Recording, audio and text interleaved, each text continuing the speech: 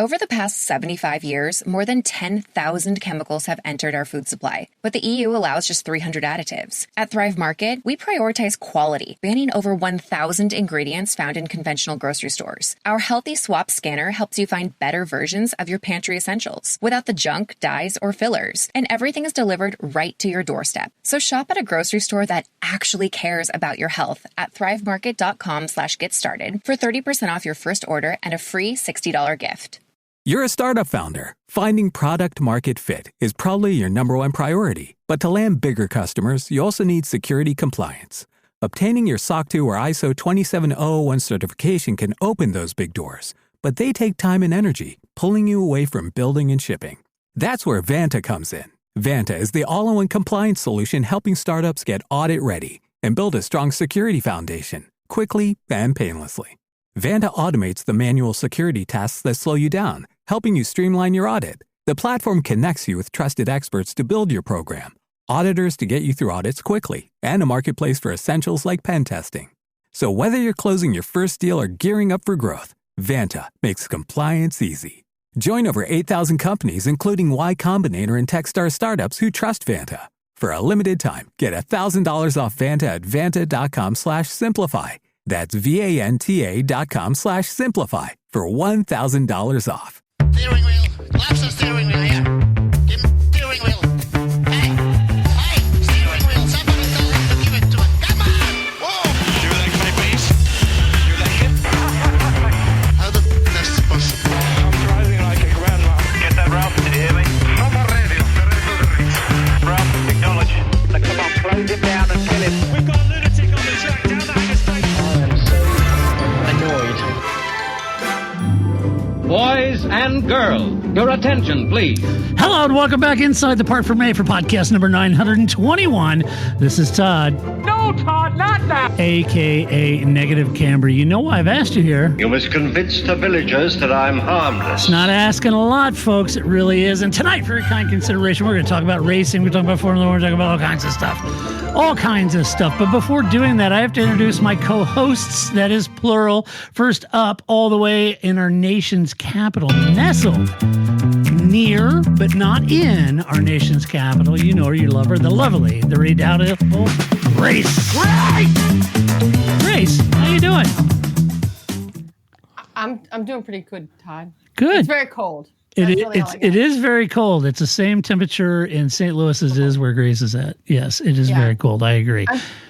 I'm pretty sure the feels like is about 4. Yeah.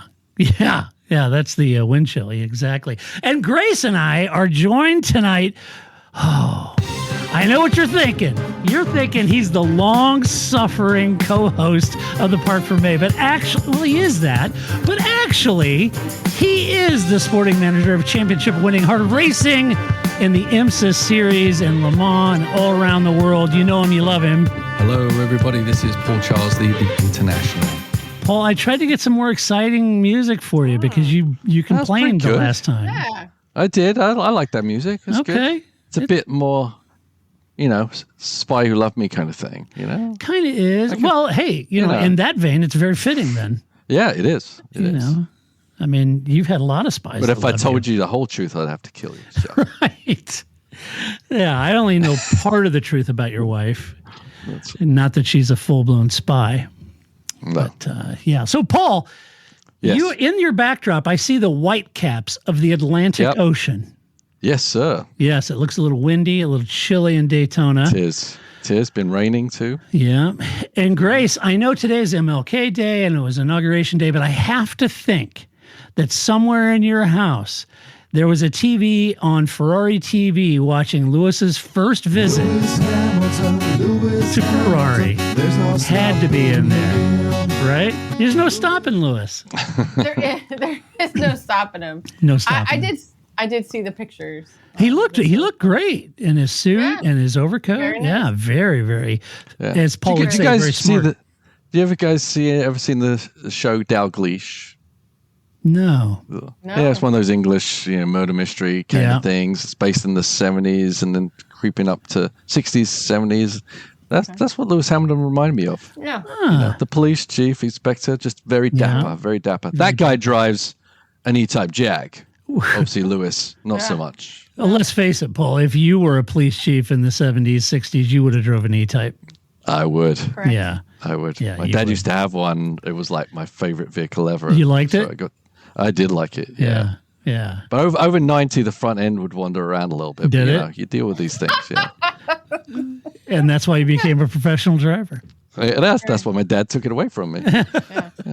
Probably a wise move on your Actually, dad's no, he part. never knew. Oh, he Yeah. never knew. Okay. Fair enough. That's funny. So, huge thank you to all of our Patreon supporters. We could not and would not do this without you, and we welcome in our Patreon supporters. If you are a Patreon supporter, you can join us live during the recordings and chat to us during the recordings, and we love having you guys here in the audience as we record. Before we get to Formula One news, I want to talk about that logo on your chest, Paul. It is Daytona. 24 hours of Daytona is coming up. So I wanted to take a look at some of the details with Paul. And for you F1 snobs out there, you can bear with us because IMSA is an awesome racing series. Yeah. And that's what Paul's in. I wanted to talk a little bit about you, the Heart of Racing, Aston Martin team, GTD Pro, kind of what's going on. You just had the Roar before the 24 where you're doing a lot of shakedown. I want to dive into that just a little bit for those. I was reading an article the other day, a very interesting article about, I think the article was sort of bemoaning that there seems to be a real lackluster sort of buildup to the Daytona 500, while other racing series like Indy, Grace mentioned their killer ad last week with Joseph Newgarden and what Indy's doing, and even IMSA. And I'm curious, my own hypothesis was probably completely wrong, is you got a lot of people that are Formula One fans now who are starting to look at other racing series. And Indy's open wheel, that would be a natural thing. And IMSA too, those are awesome cars. But for fans that are newer or don't know about IMSA or the WEC, help us understand, Paul. You've got two cars there's multiple classes, but in your classes, you run the GTD and the GTD Pro. Can you help us unpack what the difference is between the two? The difference between the two, obviously, they're both GT3 cars. And so the cars are actually identical. But it's the sporting regulations that make them differ. So, what driver lineups you can have, how much drive time each driver needs to have. And now this year they've actually changed some things during a full course yellow. They never used to play around with the class distinctions in GT, but this time, for the first time in Daytona, they're going to allow the GT Pro cars to always roll to the front under a full course yellow. They do the class split and all that kind of stuff. So that's going to change things up a little bit, changes the dynamic as a pro car more than it does for a GTD car, because the pro car, you can have whatever driver you want in there. We could have Max Verstappen in there paired with Lewis Hamilton and Lando Norris and Piastri. They could all be in the car and race under the pro ranks. There's no regulations there, but historically, sports car racing has always been a mixture of semi-pros, amateurs, who are help funding the projects, those kind of things, who are teamed up with pros. And back in the day when my dad was running cars, it was just kind of whatever the team came up with. But now they've kind of really honed in on the rules and kind of made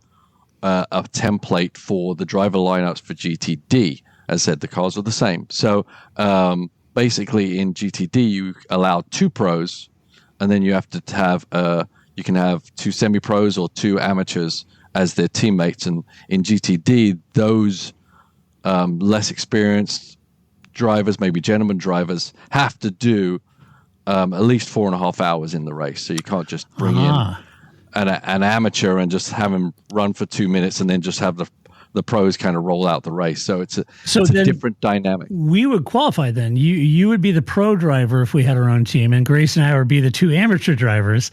Yeah. But Grace and I would have to drive for at least 8 hours total, leaving the rest of the 24 hours for you, Paul. There you go. Although we need 4 drivers in GTD, so I'd have to find a friend. Yeah, phone a friend. Okay. We can take you in. We'll take him. Yeah. That's fine. Yeah, absolutely. Yeah. So that means that whoever that driver is, obviously, sometimes they're gentleman drivers, they bring funding to the team, but they have an impact on the success of the team. Yeah, which is what you want them to have. You don't want them just to be brought in and kick him out of the car after 2 laps and say thanks for your money. So but the dynamics on the strategy is different. When do you put in your less experienced gentleman drivers, and when do you bring in the pros? And so you really have to think about that. With the pros, you basically just kind of roll through your lineup, and whoever you want to finish, you kind of work your way back from there. So it's a good point, because if you were a team and you had amateurs, your first thought is race my amateurs when everybody else is racing amateurs. That way, hopefully they're close. On the flip side, if I put a pro in while they're amateurs, I could claw a lot of space, Right, exactly. And then you got to look at weather situations, that kind of thing. Do you want to put your amateur out there when it's just about to rain? Right. Those kind of things. So it's a lot more. Yeah, there's a lot more strategy to the driver lineups in GTD. And now that if you were in a pro car, somehow you got rolled to the back of the GT field, which is massive. Yeah. You had to have to fight your way through all the GTD cars just to fight the next car in line. But now with the yellow flag rule, where they're going to basically put all the GT Pro cars together after any kind of full course yellow, it's not as desperate a measure to try and fight through every GTD car. Yeah. Because as you said, they're the same car. They're the same car, Yeah. Speaking of, what you're hearing is Hardy Fiber Cement Siding living up to its reputation as the siding that helps resist weather damage, no matter what Mother Nature throws its way. James Hardy knows how important a reputation is, especially when you're a home builder. That's why Hardy products withstand the elements better than wood-based siding, with styles to match their strength. Because when home builders work with us, we deliver our best so they can look their best. Protect your reputation with exterior products by James Hardy. Go ahead, Grace. No, I was going to say, unless it's Formula One and we're at Abu Dhabi, and then what could go wrong, right? Yeah, nothing. As long as Michael Massey isn't in charge, it'll all go fine. It's just fine. This is fine. Just release half the cars and just restart the race now. It'll be fine. Right. No one even noticed. No one knows. Speaking of the car, Paul, what's new about or different, or is there anything different about the 2025 GT3 cars that you're running? Yeah, there is a lot different, not intrinsically in the performance of the car, but a lot of things. In WEC, they have something called torque sensors, or had something called torque sensors that, obviously we talk about equaling the field. You try to equal a Lamborghini against an Aston Martin versus a Porsche versus a BMW. There's different equations that you use to try and make all cars at least have a decent chance at being competitive. Yeah. In the past, some teams have played a game a little bit and hidden their performance so that they get the best end of that spectrum, maybe have a bit more performance. As we saw last year, BMW got caught at it and they got penalized for hiding their actual real performance. So the torque sensors are actually another step to opening the book of what all the cars actually have. Is that measured to the driveline? Then the torque sensor. Yes. So there's these measurements on the drive shaft actually, and it measures how much actual power the car's going, not actually putting out. They ran them in WEC last year. Now they're bringing them into this year, and that's easy. You just bolt a part on, but it's the measuring devices and then how all the electronics that go behind to maximize the torque sensors. This year also, they're not measuring fuel, they're measuring energy, which is a whole new ball of wax to understand. And with these torque sensors, one of the things that happens if your car goes above the torque, the power that it's supposed to have, then there's an instant reaction where the power is drawn away. So it's like a limiter. Almost. So if you have a spike of power, then all the electronics that IMSA have and everything have the ability to retract your maximum power for a certain amount of time and to equalize it. It's opposite of the push to pass. Yes, it's the opposite of push to pass. But, in Formula One, we kept talking about, okay, well, what about out of bounds? If you go, out of bounds, how do you penalize a car that goes out of bounds? They came up with the mini gravel strips and everything. This could be an item they could possibly use in Formula One, where hey, if you go out of bounds, they can retract your power instantly, and that's basically so. So in setting the cars up this week, we've been trying to maximize that, minimize our ability to spike the power. Yeah. So stay under a certain level, because as soon as you go over, you get a serious drop. So you want to stay right there, but not above it. So there's a lot of stuff going on behind the scenes. Lots of engineer tapping of keyboards to try and figure out how to program the whole car so we can maximize that. That's why they put in some new curbs in Daytona. In the bus stop that are pretty aggressive. The bus stop used to be a ride the curbs pretty good, but you hit those curbs, they're pretty aggressive.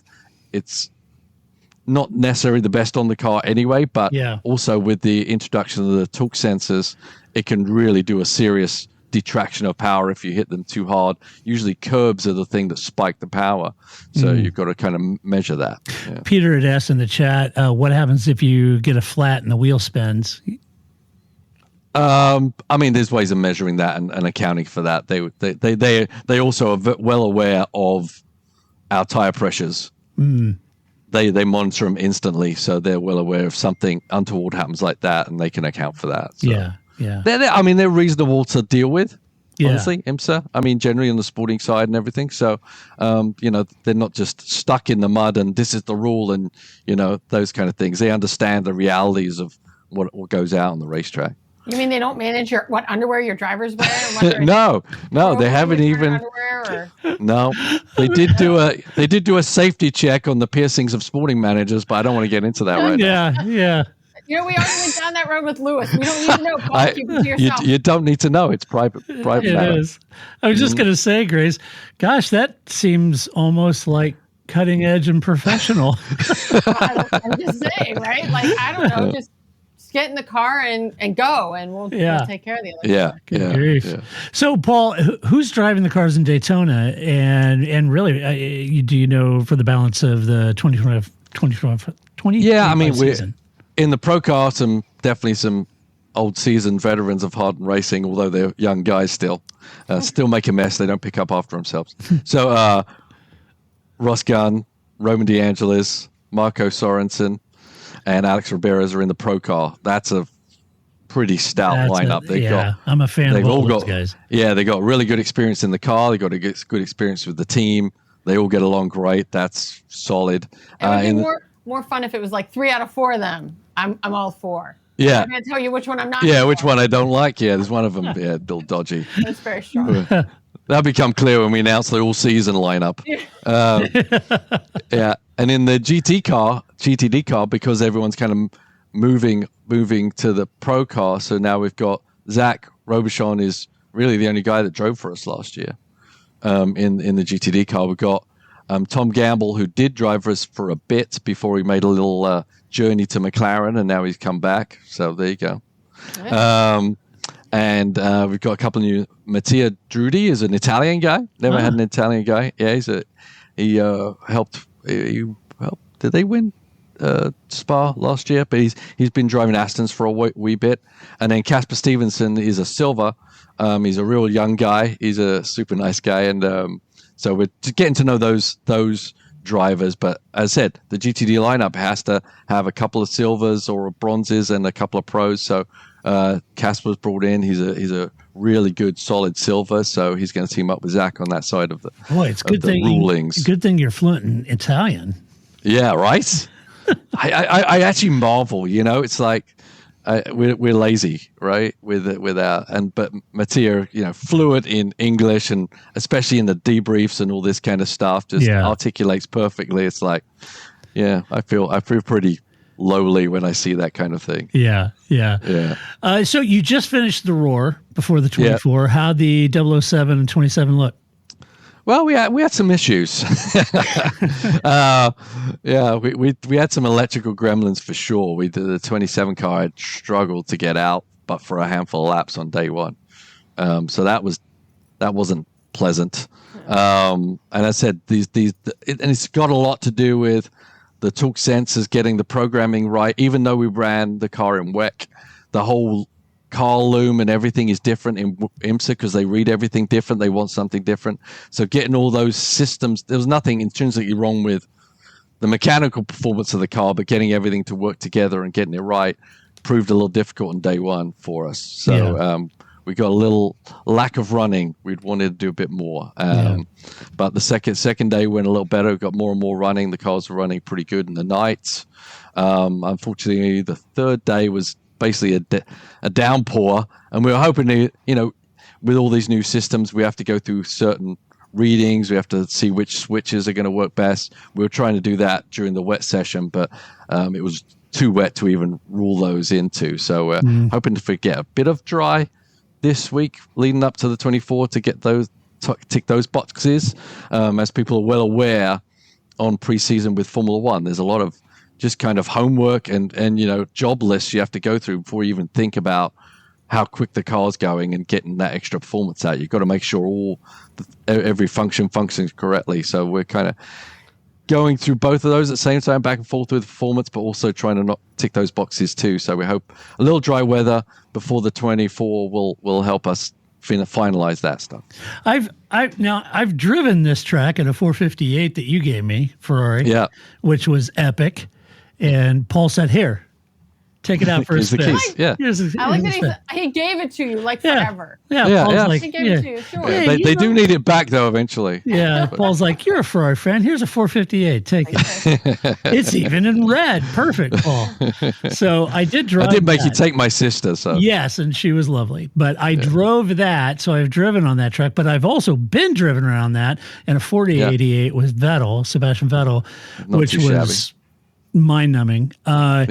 But one of the questions in the chat section for our live audience is, what corners at Daytona do you consider critical to good lap time? Okay. Definitely getting through the bus stop square and screenly, especially now that because of the high curbs, it's narrowed the line.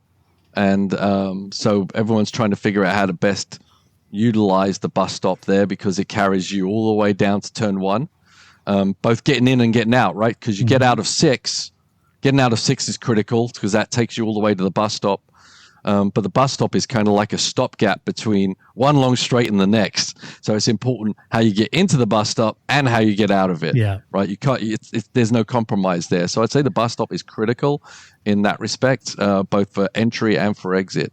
Then we've got 3, which is the horseshoe. Not super critical. But you do want to be able to get the power down, getting out of there, else you're kind of spinning your wheels, pardon the pun. And I said 6 is critical for, once again, getting you're launched out of there. So, I'd say the bus stop and turn 6 for the straight line performance. And then the infield if your car works in turn 1, turn 3, it works everywhere on the infield. So you just try and bounce that out. Yeah. Cool. So your thoughts on BOP or balance of power this year? It's hard to say because no one was really holding it. Basically, the RAW was a measurement of everyone's performance as IMSA estimated. And now we're just sitting there waited with bated breath to see what the IMSA gods decide who was doing what and and how they were doing it and who was hiding it well. And we know a couple of teams that, maybe were pretty obviously hiding it, but that's up to IMSA to find out. We don't really have an influence on that anymore. Interesting. What other teams look good and could be the ones to beat just on sheer pace, or was everybody pretty much sandbagging? Yeah, I think the Porsche and BMW. Yeah. Pretty good. Yep. I think the BMW maybe. Last year we saw the Porsche dominate basically everywhere in the world. Yeah. And I think, this year BMW might have that kind of fortune. Hopefully, it's our job to beat them. I'm not saying they've beaten us, but I'm just saying if there's someone we would like to be ahead of, it's them. Yeah. Because I think if we're can be ahead of the BMW, we can be ahead of most. Yeah.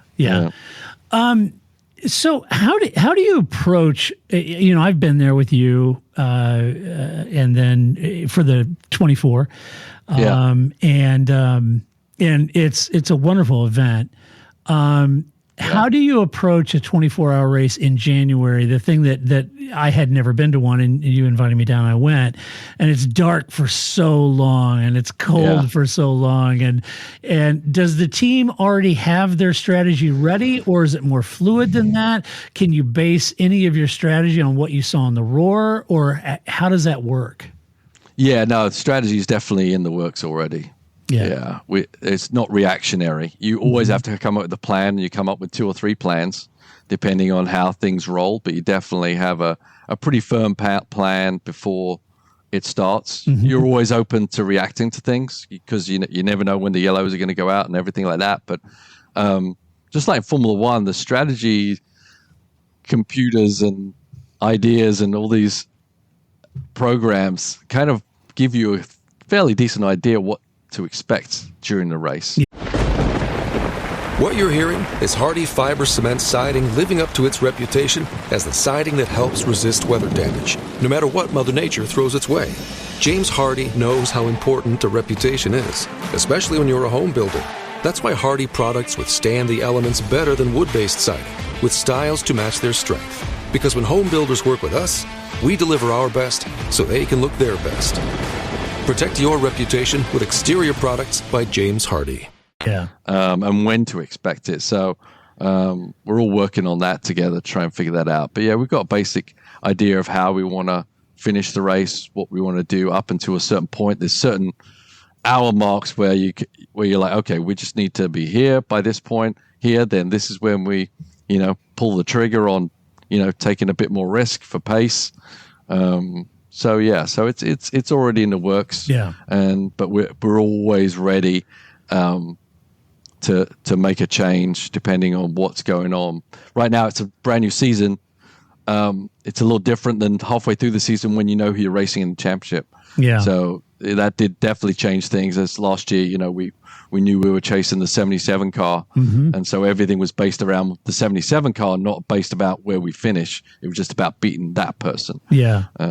But right now, everyone's our enemy. Yeah, and right. Everyone's in the lead of the championship, so we're just trying to beat everybody. But obviously, if you come out of Daytona with a deficit, if you have a bad Daytona, it's awfully hard to claw your way back. Yeah. So we definitely want to come away with solid things. We always going for a win, but you definitely don't risk everything for the win at Daytona. Right. So have you ever gotten on the radio and gone, Plan H, question? No, and but the 77 car does. I know that because I listen to them sometimes, and I never understand that. I would ask, I've got a question, and then ask the question, but they say the thing, and then they say questions like, yeah, I really wasn't listening to you said question. I don't know. I agree. It's very backwards, but again, we do that now all the time. When you go for dinner, question. I don't. Chicken question. Yeah. And like Formula One, every other team can listen into your communications, right? In WEC, they can't, funnily enough.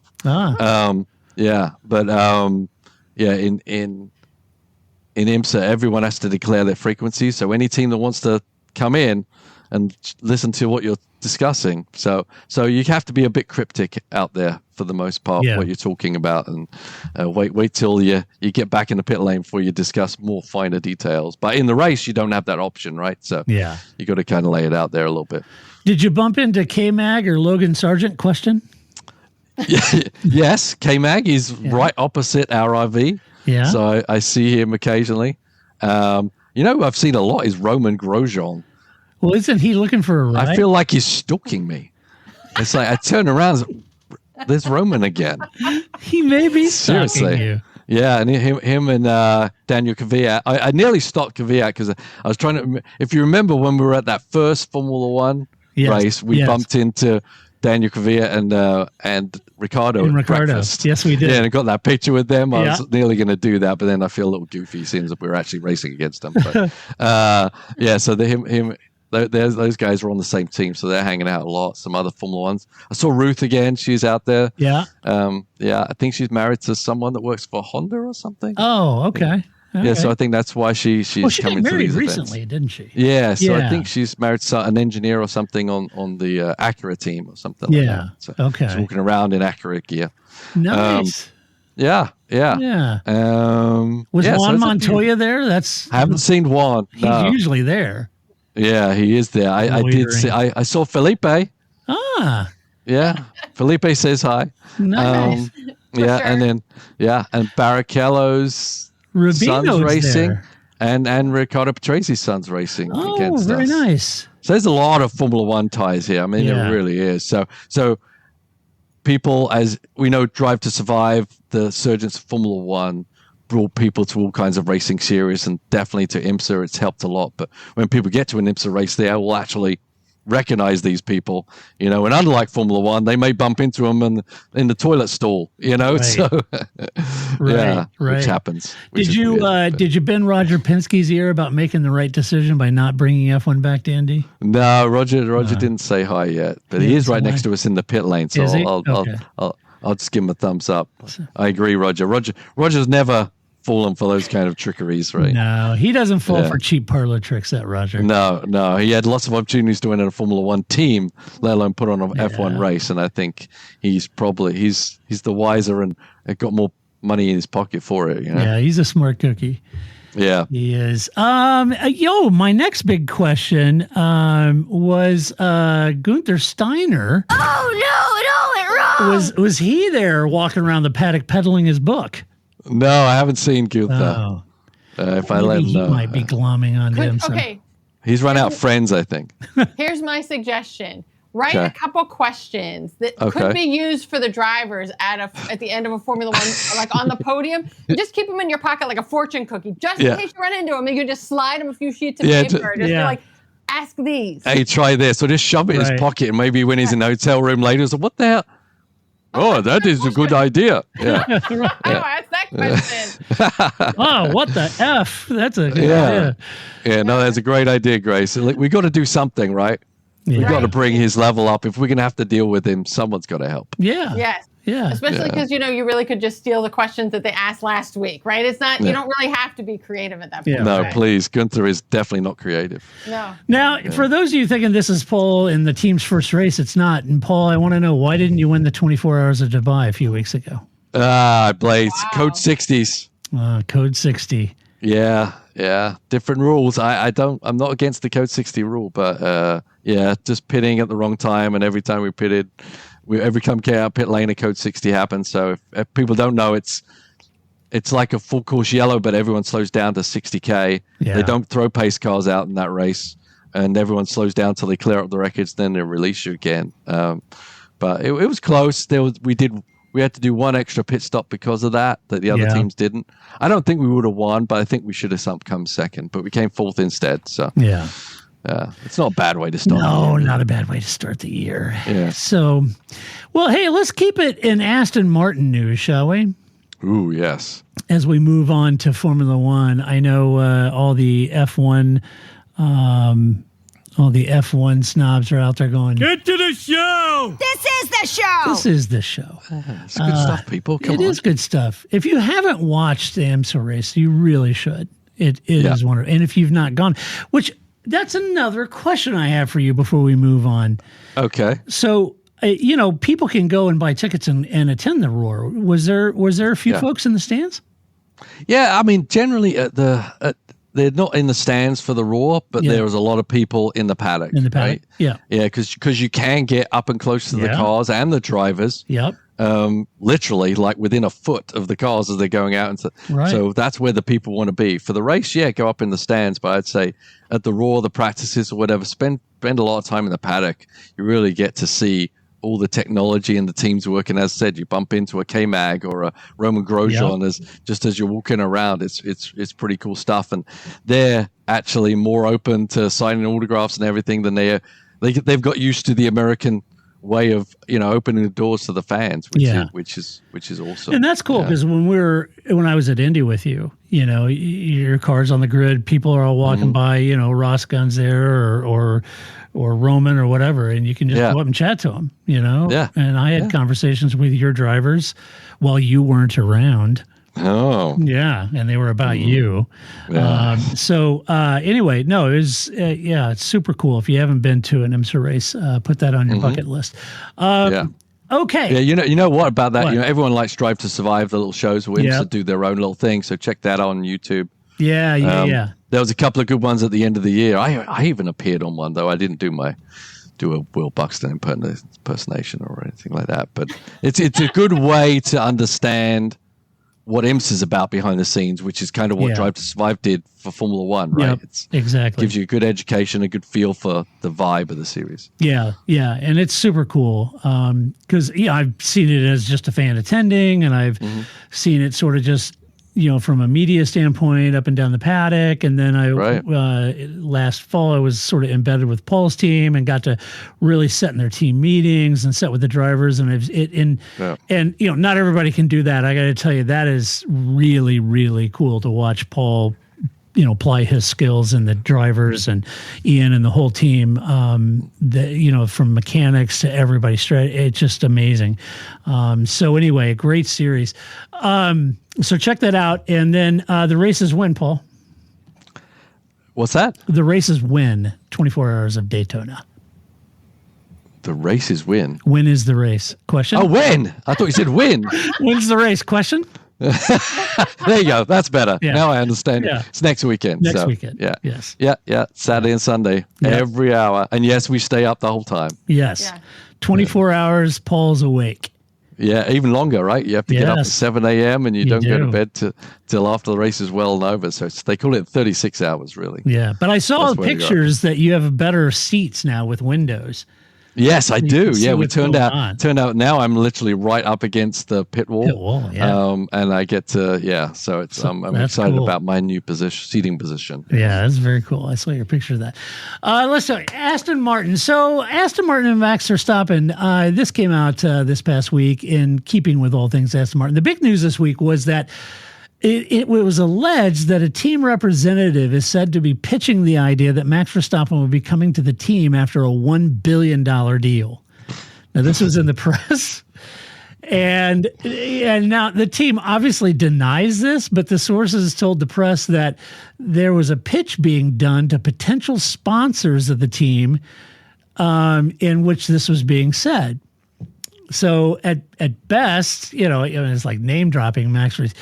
You're Max washing our team. It's a bit odd. On one hand, if that's true, it's a bit disingenuous and name dropping. But I also tend to know that in F1, there's usually no smoke without fire. And perhaps I don't know. I think you got to be realistic about this. I could see a team maybe saying something more along the lines of, we'd like to attract the likes of Max Verstappen now that we have Adrian Newey. We certainly are going to give it a shot. We want to talk to him. We'd be elated to have him on the team. That sounds a little more realistic to me in what might happen, instead of just walking in, yep, we're getting Max Verstappen for $1 billion. Have you never been in the media and or social media, right? I'm going to be very reasonable, and everybody's going to say, "Oh, Todd, that's so reasonable. What a reasonable idea that you came up with." That's a very reasonable response, Grace. The reasonable press. Yes, they've always been reasonable, and they just keep getting reasonable every year. Yeah, I know, and I have to think that that's kind of more along the spirit of it. I can't imagine the marketing person pitching 3M and saying, hey, now's the time to get in on the ground floor in plastics and get out of that shabby office at Bailey Billings and Loans and join Aston Martin because we're getting Max Verstappen for $1 billion deal. I wouldn't put against them. Yeah. I always think of like when Toyota signed the wrong Schumacher, right? Like sometimes all you have to do is kind of like plant the seed. We got him, folks. We got him. What? Let me sign. I'm going to go out and buy Toyota gear. Woo! just planting that seed sometimes is enough, and then just don't correct it, right? Yeah. Let it grow. It's like the whole London Bridge thing. Yeah. Exactly. Oh, I thought... No, that's Tower Bridge. You bought London Bridge. It's pretty nondescript. But enjoy it, Arizona. Oh, my. So, I don't know. The press should be asking the team, they should be asking Lawrence, did you order the code red? Because I think that's about where he's at with the team. He's putting the hammer down. Yeah. I do want to imagine this being some sort of like Gordon Ramsay Hell Kitchen, right? Like, and he has all the drivers lined up, and he's just like, "Get back in line." Just kidding. I want your jacket too. You're out of here. We're getting Max. Right? You donut.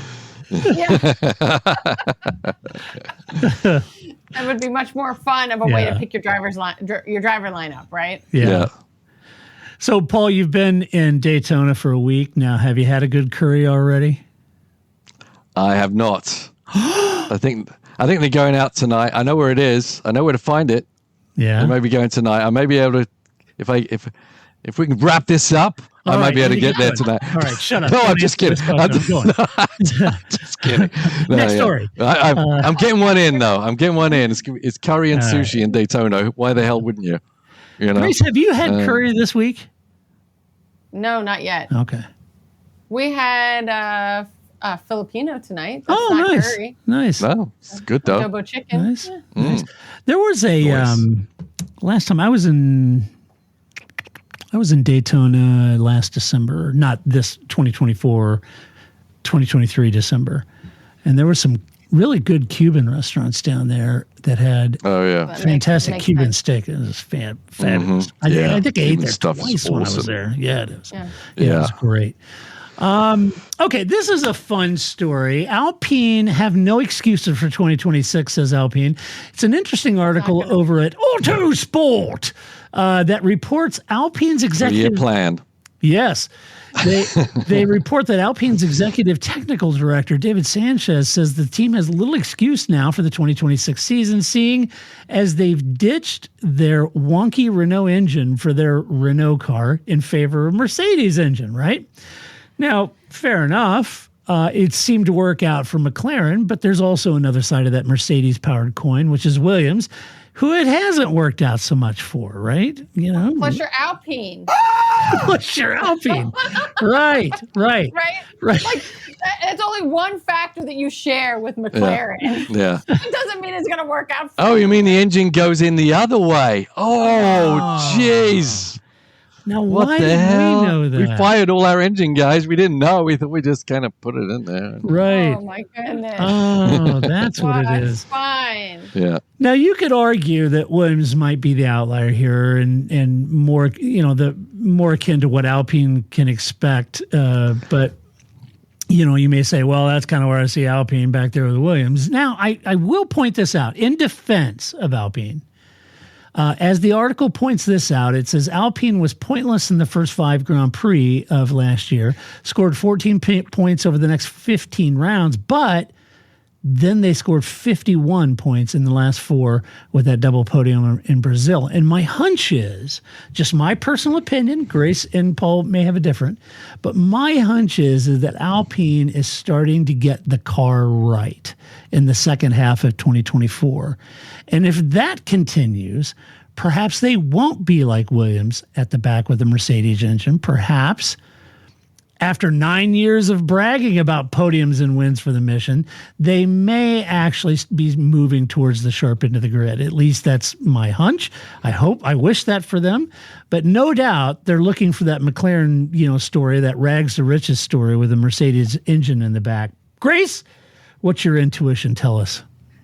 All right. So I file this under, I believe it when it happens, much like Audi on the grid. I believe it when I see that they've been, pointless for pointless not in that they don't have any points. I just mean pointless for the last 9 years, right? Ouch.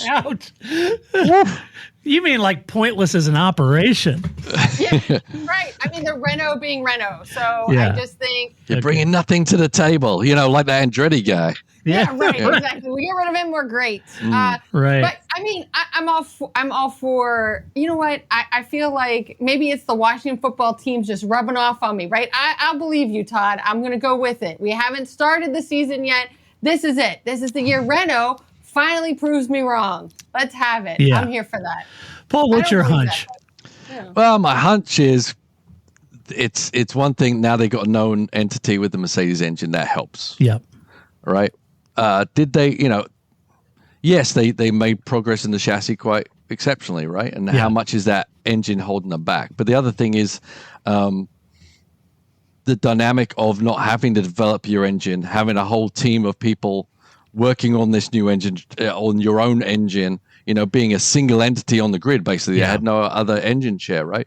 So it's actually going to allow them to spend money on other things to allow the chassis to be better. If they're just plug and playing the Mercedes engine, the rear suspension, whatever they're going to buy off the shelf from Mercedes, it really is going to allow them to maybe explore more things on their chassis and other parts of the team to make the car better. Paul, I don't know. I mean, they're really smart people over there at Alpine. But I'm sure there is a little bit of an adoption curve when you take out a Renault engine, which you've known for many seasons, and throw in a new Mercedes, rear end and that kind of thing. It'd be like going to your car and say, we're going to take out the Merc lump and put a Honda in, right? And there's got to be some adoption curve to that, wouldn't you think? Absolutely, and learning the dynamics of the engine, the weight balance, and all those, how the systems work, cooling packages. It's a lot to learn. But Mercedes are used to this. They sell their engines to two other teams at least, right? Yeah. So that they know how to give the package with the information booklet, your Haynes manual on running the car. Yeah. And the other thing, comparing them to Williams is, it's different because I think Williams struggled because of budget and their infrastructure. I don't think it's got anything to do with the Mercedes engine. So those things shouldn't be something that holds the Alpine back from developing. Because they do have a larger budget and they have the infrastructure with more up-to-date technology in their shop or wherever the hell they do that stuff. Yeah. So as long as Alpine doesn't Alpine, they'll be good. They have a potential. They should. Okay. Yeah, they should. For that. Okay. All right. But no guarantees, that's for sure. But would that be motivation, Grace, for Pierre to stay then? Yeah, because what other? I mean, where else would he go? What other offers are on the table, right? Like it's not just a one side. But yes, that's a better. If he's going to stay at Alpine, that's a better situation to be in. Better trajectory. Yeah. Yeah, I agree. Speaking of Williams, there was another interesting article over at Oxford, and I am going to brag about my friend Paul. Do you guys know my friend Paul, Charsley? Yeah, I'll introduce you. He's a good guy. Hell of a cook, too. He runs the car acrobatic team, right? Yes. Yes, he does. Let's hope not. Yes. We did at Le Mans last year, though. That was unfortunate. Yeah. Yes. Too soon, Grace. Yeah, that was too soon. Yeah. I'm so sorry. That was brutal. Anyway, interesting story. I'm going to brag on Paul, but it was over at Autosport. And the article said that James Vowles said this about the team last year and what they faced. Quote, we have to change a lot within our organization in terms of infrastructure and technology to get us to the right place. And there's a sign called change saturation. You can change things at a certain rate. You go too far and you break it. In hindsight, moving things a little bit further than we can really deal with in one go. But we won't undo that learning. That learning will stay with us now for the rest of the time. So it's a positive, just damaged by a negative. And what I'm saying by that is, yep, that's absolutely spot on. But we didn't get it all right, which is why we're not fighting for those positions. That's a reflection of where we are as a team and where I want us to be as a team. Now, my thinking on this is the practical side of this is like any sponge, it can only absorb so much water. And I think what James describes is a very real thing, whether it be in a Formula One team or average day-to-day business. It doesn't matter. You can only soak up so much change at one moment. But I'm curious about Paul's opinion here, because he was the very first person I heard on that. Remember that big honeymoon season where James came in and Williams seemed to turn things radically around. But Paul, even while they were, experiencing that surge of success, Paul was the one guy I heard mention this way back then that it's the very first year for James, his tenure. And Paul said the first year was going to be fine because he could knock out all the low-hanging fruit. that was obvious at the team. And Paul said at the time that it's going to be the second year and going forward that is really all the heavy lifting. And I got to say, watching last season, Paul was spot on. So, Paul, with that in mind, with you being the Delphic Oracle about this, what would you see as a sporting manager of a team? What would you see for James and team going forward, knowing that he tried too much too fast in 2024? Yeah, I mean, it's like the aerodynamics of a Formula One car. One little change affects everything else. But if you try to change everything, you get a little lost. Within a team, there's it's some of the stuff's boring. It's procedures. It's how you go about your business. What ticking off the boxes in the right order. You start losing that. Like when was it Ferrari when they fired everybody, and then it's like, okay, well, who's gonna get this whole package back together again? Sometimes it's pretty difficult. So I can see why he was eager to try and do all this stuff. And I think he's got a great brain for it. And I think in the end, going to be very successful. But you can only, and I've come across this before, was you can only change things so much else. And everyone, like you said, they can only accept so much information and understand the bigger picture so much. And you have to hold yourself back and allow everyone to kind of move to the change slowly, else it does become chaos and everyone gets their back up and they're covering their own arse and I didn't make that mistake, and it just becomes a turmoil within the team. And that's probably what happened, and that's why mistakes were made where parts weren't ready, chassis, they're trying to bolt front wings together just to be able to make a race because they weren't foreseeing these things in the future. They are looking at other things, so they have to know what the priorities are, how quickly you can move them, and understand that people are people. Race teams are race teams. As I said, in any business, it's the people that coming together and working together that make it successful, not just about coming up with the latest widget that gives you 2 more points of downfalls. It has to all work together as a whole. So, Grace, does that mean that Williams won't be tracking their inventory on an Excel spreadsheet like James said he found? I was just going to his quote. First of all, this, like, if you took the name off of this quote and said, who said this? This is so James Vowles right here. It's like, what are we talking about? And the like he still has a lot of like pauses and ums and stuff. And I just think like, what are you, like you said, you can only get so much water and soak up so much water with a sponge. James, that would have been a lot easier to understand than with your change saturation here, buddy, right? Change saturation sign, yes. Right. What are we talking about here, sir? But I mean, I get the point. I just enjoy the James Vowles speak of this quote. So I think that, sometimes you do have to go in many ways, all the things you talked about are what we all experience on any project, regardless of the widget, right? You do always kind of have to push it and see how far you can go. And then you went too far and then you're like, okay, so now we know where that limit is and let's not go there. Or, that's just inevitable. Sometimes you break the schedule and you're like, okay, so that did take longer than we thought. Or, we didn't allow enough time for something. So yeah. It's like, what was that football movie where they were all striking and they brought in the volunteers or whatever to go in pro football? Keanu Reeves in it anyway. But it's like you bring people without that experience. You don't go and bring in the complicated plays. You keep it simple, stupid, right? Because you've got to live to the level that your people can handle. So and I think his brain works obviously at a very high level, but you can't expect everybody to be able to be at that level. No one is, right?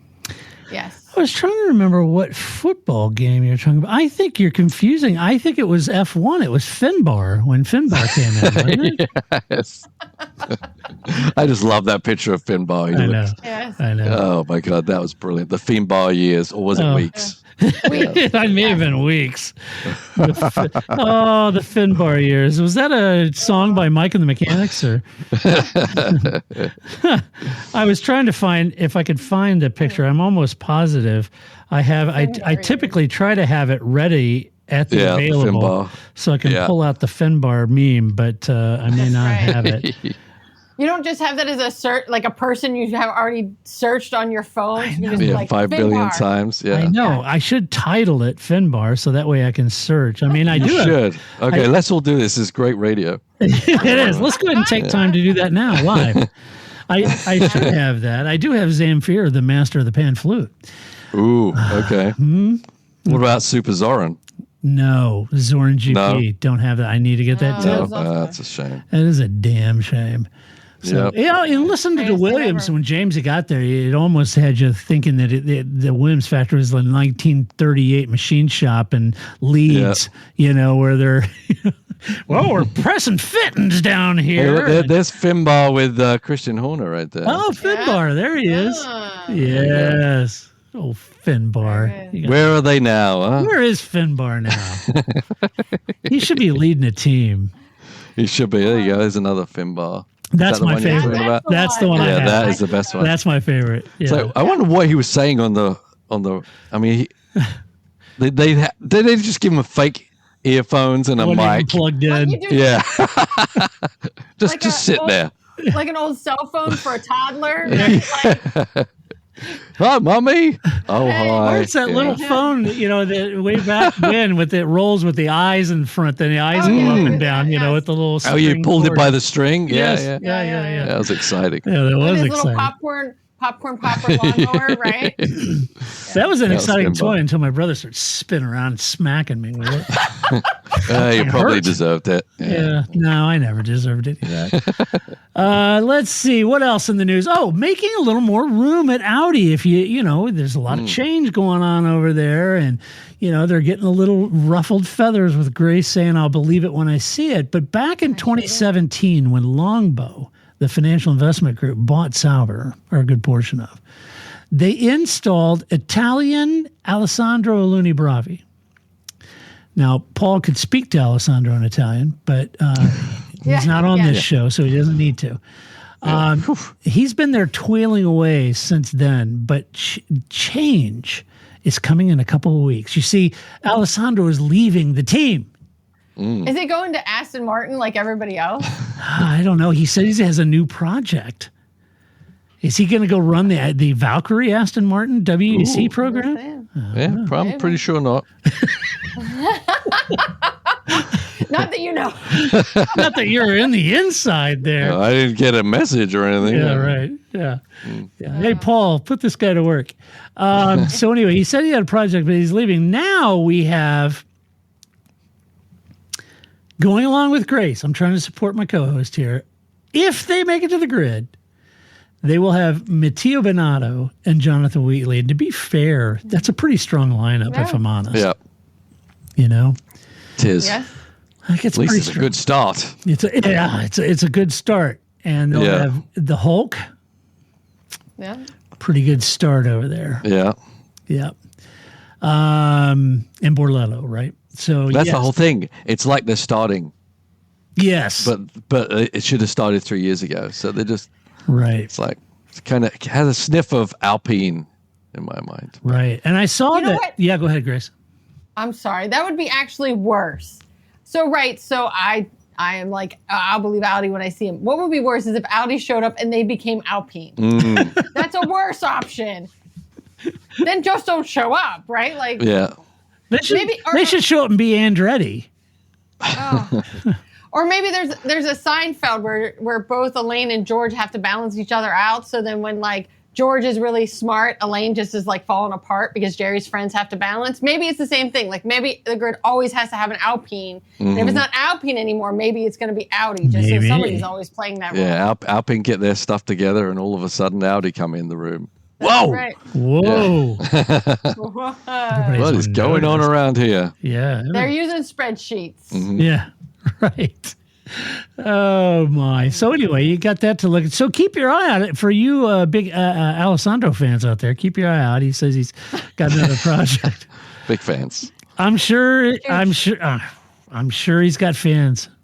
It's better than who was the guy that we learned about last week from Red Bull? It was like Max Verstappen's guy that we were like, oh, I never even heard of him. So yes, there's another one for that. I don't know, Grace. Maybe Alessandro's going to be a trackside officer somewhere. That's right. At Alpine, I think they're just going to make everybody trackside officer. Like everybody's an associate, right? Like everybody's just a trackside officer. I think I'm going to change I think I'm going to sporting manager. I was getting a little tired of it. Yeah. Go with trackside man. Yeah, trackside officer. Trackside officer. Sounds pretty good. I'm Paul Charsley, trackside officer for Aston Martin Harder Racing Team. You can't park there. You can't park there. Now, Roger, get that piece of shit out of here. All right? No. Who do you think you are? Hey, Roger. pull the dog back. Ganassi's coming. Yeah, my hat doesn't say officer for nothing. Right. Yeah. Oh, boy. All right. I love that visual of you just yelling at people like that. Oh, what are you doing? I got a stop sign here. Instead of Paul Blart Mall Cop, you'd be Paul Charsley IMSA Cop. That's yes, right. Exactly. Yeah. Oh man. I think home monitor to trackside officer. That's right. Something tells me you were never a home monitor back in Aston. No. I was trying to avoid the home monitors as I was legging it across the field. Right. Yes. Ditching school to go to a West Ham game. Yeah, exactly. Yeah, I know you. Yeah. Oh boy, let's do some Alvin's cats. Because Paul's got to find some curry to go eat. So let's No, I'm kidding. I never get to hear the well when I listen to the podcast. I'm never usually a part of the Alvin's cats. It's exciting. I know. Oh. Well, Paul, we can start with you. Do you have any Alvin's cats, or would you? I have nothing. Okay, good for you. You've done your homework well, sir. It's going to be tough to top the trackside officer, though. Really, I mean, it is. Even if you had Albon's cats, I feel like that's the high. I'm not sure I can top that. So, first, I wanted to go with so the MotoGP launches have started, and while they have not been as good as Gresini's last year, which had dancers, like Gresini went all out last year when they got Marc Marquez, but Ducati launched was not as good. I'm just like I feel like everybody should just fully embrace. I mean, it was the traditional like.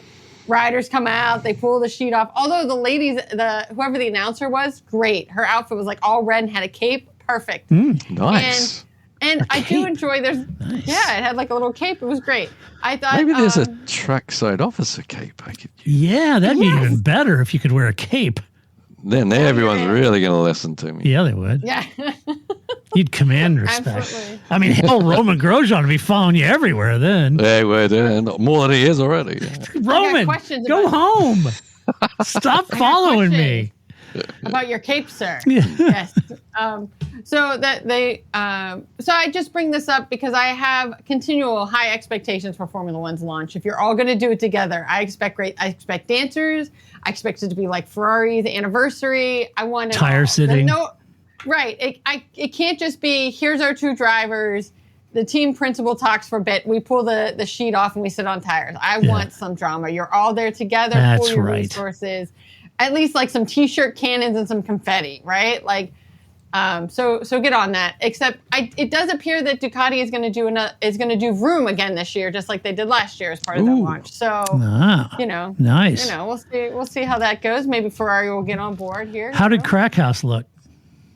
I didn't watch their launch. Oh, okay. But blue and white, I'm sure. But, they're all spanning out. It was just really, again, my expectations were set high by Gresini because I think they were like, it would be like all of a sudden if, like Sauber or Williams or somebody got like, I don't know, Max Verstappen, right? Like, they went all out. They were like, woo, this is going to be our greatest year ever. Right. Right. And so they celebrated. And it was. They did great. So there's that. So everybody, once again, you're on notice. We did, we had some football this weekend, some, NFL action, and the Ravens did not make it, but the Bills did, and the Washington football team did, which surprised all of us for sure. Yeah, me too. But, and everybody in Detroit. But so we'll see how that game goes. But I do want to take that both the Ravens and the Bills, and I'm sure like 900 other sports teams now all play the White Stripes 7 Nations like as their chant.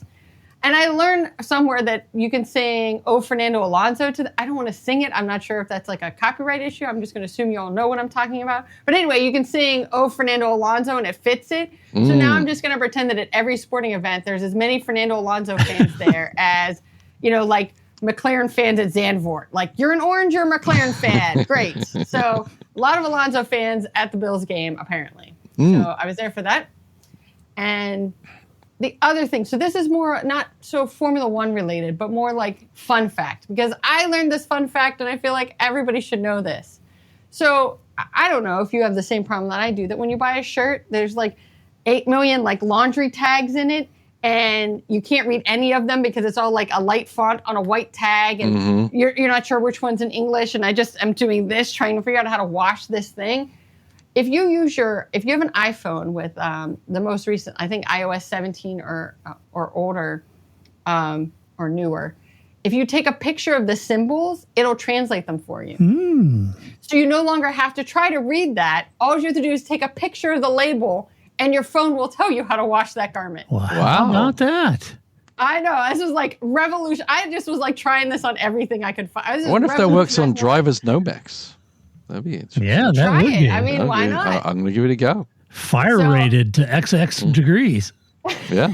That's right. So you know that you're in the regulations, and then you won't have to be stopped by the FIA marshals. But I just thought this was the greatest thing, and I don't know how I'm just now learning about this. Flip made me watch the the Apple Watch, whatever they call those things, with all the nursing. Get really excited about things I don't know what they're talking about. Nobody mentioned this. This is the greatest thing. So Tim Cook, if you would put this in your launch, I would have sent you a Harry and David's basket right away. You should get the Nobel Prize, something, for creating this invention that is actually useful, unlike AI, which you've now forced on my phone, which is completely unuseful. Right. So, Paul, don't do it on your underwear because it's going to disappoint you. They're one use only. You're turning them inside out and trying to get 2 days out of it. That's not going to work. No. Oh, yeah. But yeah. I mean, it's thrifty, Paul, but it's not recommended. Okay. Yeah. It affects the fire retardation of the underwear if you do that. Yeah. Yeah. It's very important stuff. It is. Yeah. All right. We would just want you to be safe. Well, thank you. That's what we're all here for. Your safety. Question? Let's see some no shit headlines. This one is great. Marco Helmo's back in the news. He rips into ex-Red Bull driver who Toto Wolff was a big fan of. Any guesses of who that driver was? No? No. Esteban? I don't know. Goodbye, good luck, Albon, and good Nick DeVries. Oh. Oof. Yeah. He ripped it. Yeah. I'm not going to come up with that. Yeah. Yikes. Yeah. I forgot even he existed. Yeah. Was he a driver? I think so. Oh, boy. Let's see. Here's another one. F1 team chief accidentally leaks 2025 car livery after Instagram slip up. Or was it? Or was it? What? It was Flavio. Yes. Of all people. McLaren wasn't involved. Right. Oh, Flavor Flav. Was there a martini glass in the picture also? I'm just glad it wasn't a mankini. Yeah, like no it was kidding. in the background, like he was trying to pick a food picture, right? Right. I think that's what it was, Chris. I think he took a picture, but it was in the background somewhere, and people were like, "Oh, that's a new livery." Oops. Interesting. Nice. Yeah. Good job. Way to go. Let's see this one. I just like the headline, the way it's worded. Lewis Hamilton jumps out of helicopter as F1 star snowboards with Olympic champion in incredible video. It makes it sound like an F1 star went snowboarding with an Olympic champion while Lewis Hamilton jumped out of a helicopter over here. It's like, nice headline. Or he jumped out with a snowboard, and right? Like in some sort of like Red Bull extreme event. Like right? Lewis Hamilton jumps out of a helicopter with an Olympic champion under his arm, or something. I don't know what's going on. But they caught him in the end. They made him give him back. Yeah. Lewis Hamilton jumps out of an Olympic champion. Wow. Whoa. Wow. While a helicopter snowboards with an F1 star. I mean, see how their nouns are interchangeable in this thing? It's unbelievable. Crazy. All of them great stories, too. All of them I'd read. Yeah. It'd be great. Let's see. And finally, So wait. Yeah? What actually happened? I don't have a clue. I just like the headline. To be honest that'd be way too informative. To be honest with you, I couldn't care less what Lewis did on his vacation and helicopters and snowboarding. I agree, but if you're going to read us this headline of like 7 interchangeable nouns, I really wanted to know. We want the truth, damn it. Okay, I don't have an answer to that, but I do have an answer to this, that apparently Valtteri must have rage quit over at Sauber because he had posted a video of him getting a speeding ticket. Ooh. Rage quitting Valtteri. Yes. Have you seen? He's got some wacky videos. You seen him in the barber shop? He's cutting people's hair and stuff. You guys just discounted my comment, but I said his whole life is turning into a Wes Anderson movie, and you guys are, but it is. I'm so right. Weird. I love the fact he wants to be an individual, but it's just so weird.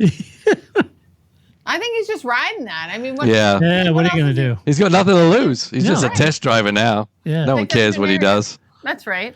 Just show up at the sim when you're told to. Such a dichotomy between Daniel Ricciardo making a career out of his affable nature and smile, and Valtteri trying to be, trying to make a career out of being weird or odd. Yeah. He's a heck of a hockey player, though. Yeah. Have you seen this hockey? Yeah. That guy can play. He owns a hockey team. Well, he's a hell of a bike rider, too.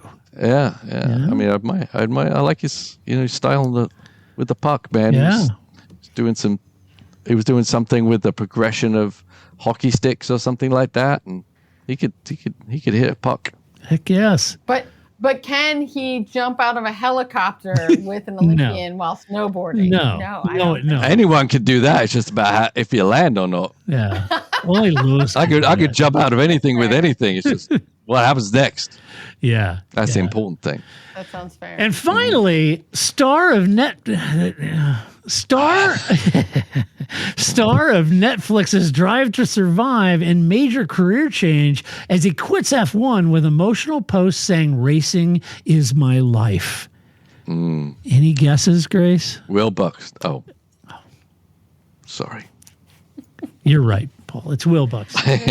Netflix Drive to Survive star. But now the commentator is an F1 star, not a star commentator for F1. They're basically he's a star of F1. Yes, he is a star of F1. Very misleading. It is. Which is really unusual for headlines. But I don't doubt Will for a minute that racing is his life. Yeah. I met him a couple of times when in Sonoma, actually. He's always been a big IndyCar fan, so I can see that happening. Yeah, I can too.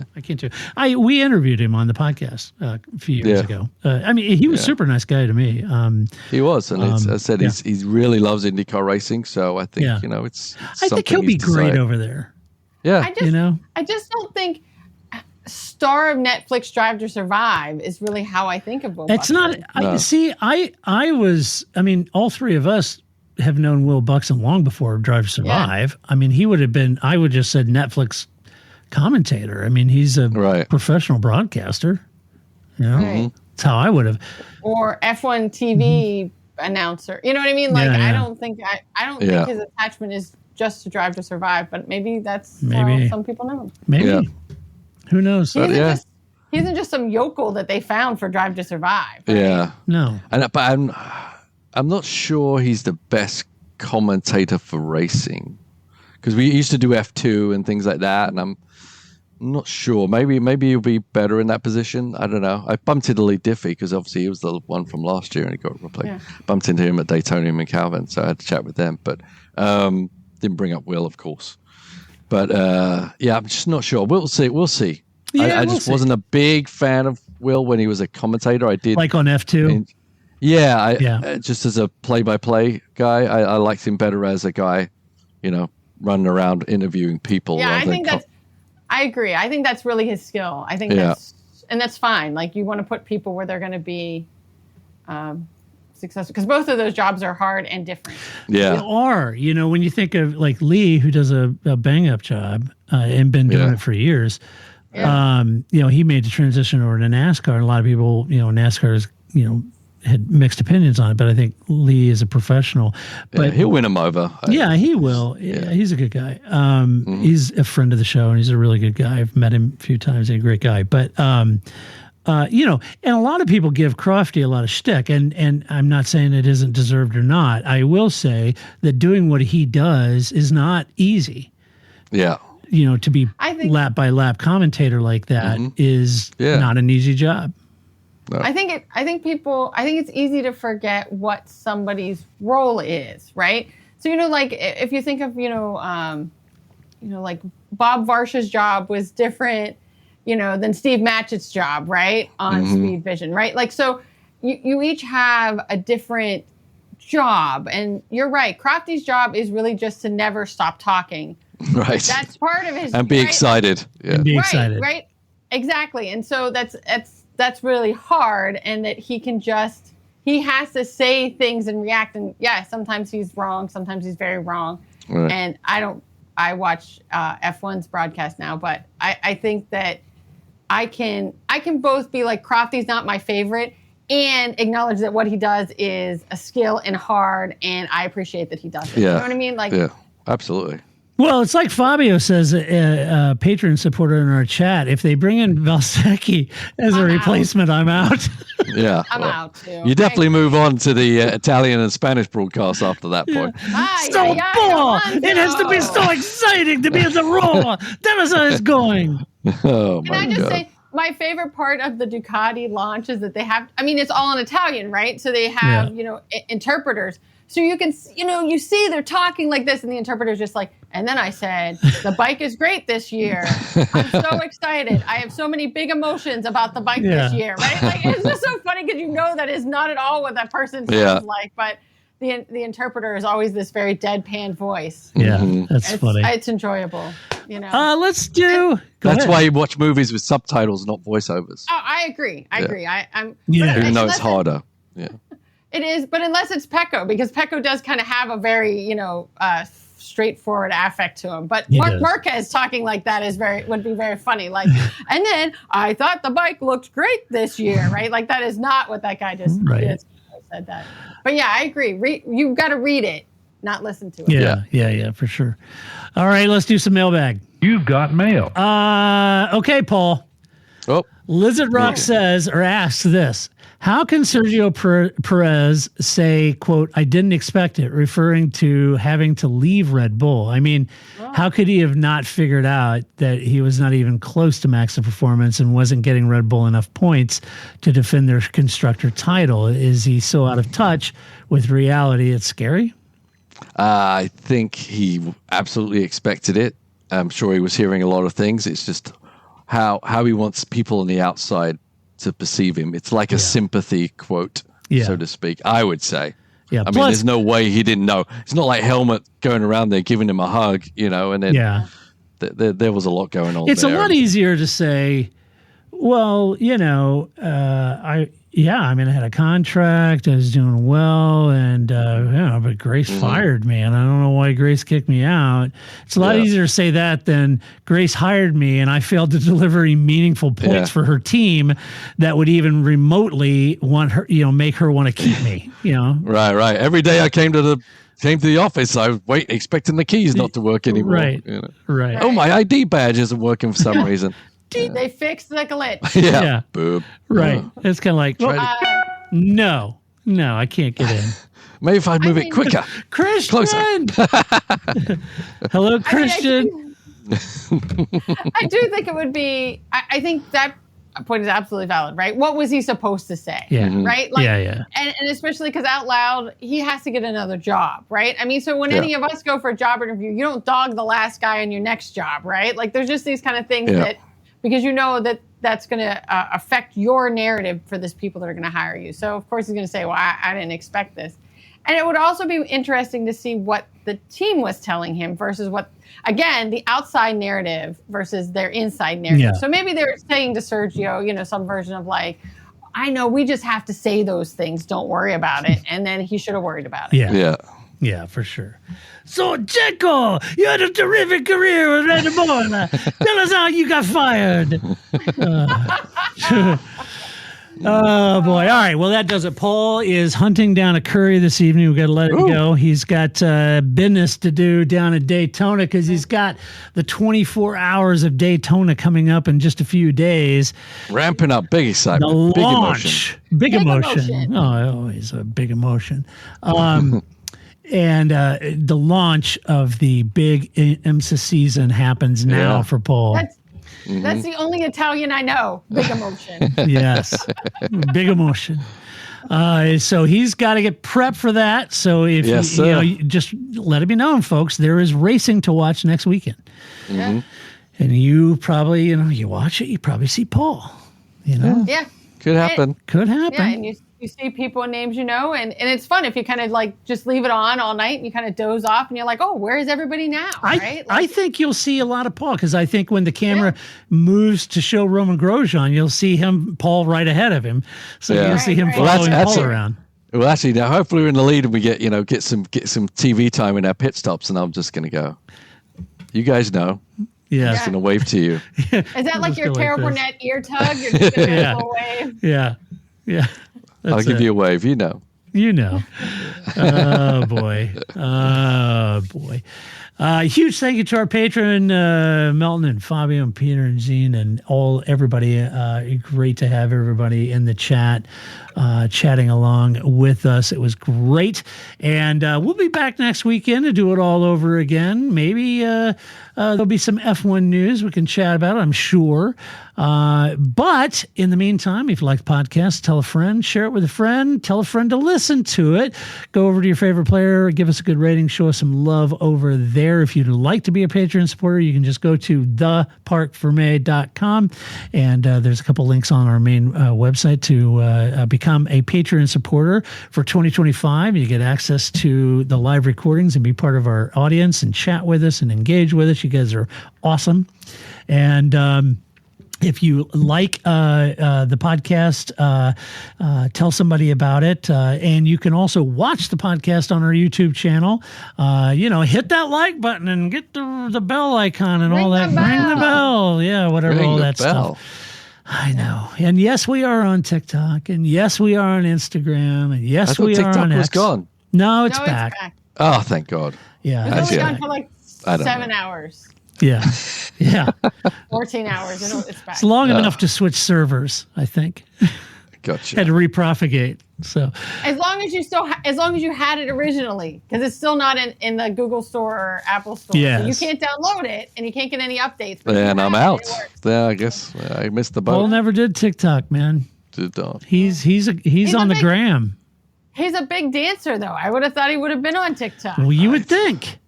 I'm just saying. I know. Yeah, I don't know. Anyway. I don't know.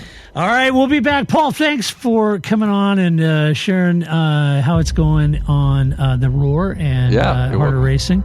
And wishing you all the best this weekend. And hopefully you'll start off with a win and start off a strong championship campaign this year. It would be fantastic. It would be fantastic for sure. And we'll be back next weekend to do it all over again. Until that time, this is Todd, a.k.a. Native Camber, saying so long, Grace. See you next week. That's it, man. Game over, man. It's game over. I don't feel I've got to prove at all. I don't really want to prove anything. I started as an amateur with no idea or no intention of becoming world champion.